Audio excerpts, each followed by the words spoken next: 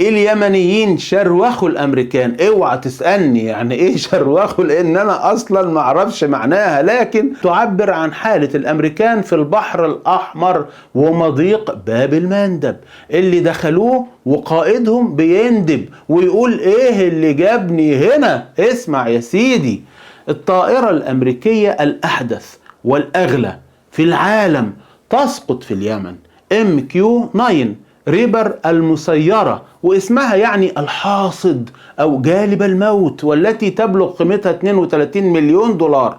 سقطت بصاروخ يمني محلي ب 2 3 4 ألف دولار. تصدق يا مؤمن؟ هتصدق إن شاء الله.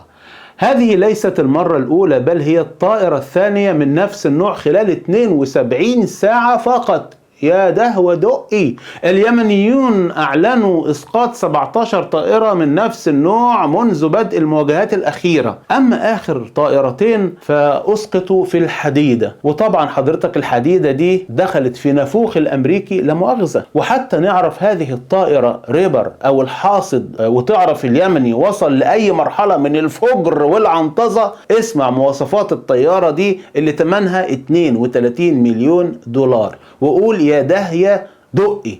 هي الأكثر تطورا في ترسانة أمريكا الجوية بلا طيار، طولها 11 متر، عرضها 20 متر، قادرة على التحليق لأكثر من 27 ساعة بارتفاع 50 ألف قدم. يعني مين هيشوفها دي ويجيبها؟ مجهزة بأحدث أجهزة التجسس والتوجيه الدقيق. يبقى اليمنيين عندهم الأحدث، ومع ذلك لم تصمد أمام صاروخ يمني صنع في ظروف الحرب والحصار. وبعد ساعات قليلة أعلن اليمني السريع اللطيف الظريف عن عملية عسكرية نوعية استهدفت حاملة الطائرات الأمريكية هاري ترومان في البحر الأحمر. يا عيني على أمك يا هاري ترومان، هو أنت ملكش أهل يسألوا عليك كل شوية تتلطش من هنا ومن هنا؟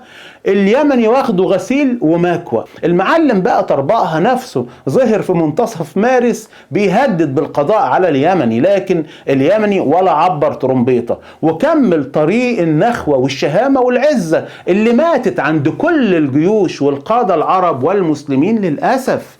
أول أمس يا عين أم ترمبيطة بكى بالدموع وقال: توقفوا عن إطلاق النار على السفن الأمريكية، حرام عليكم، سنتوقف عن إطلاق النار عليكم فورا. طيب الله يخليكم توقفوا بقى. طيب هو أنتم ما عندكمش إخوات صغيرين ولا إيه؟ توقفوا. الرسالة اليمنية بتقول: إذا عملنا كده في المعلم بتاعكم، متوقع يا صبي منك له نعمل فيك إيه؟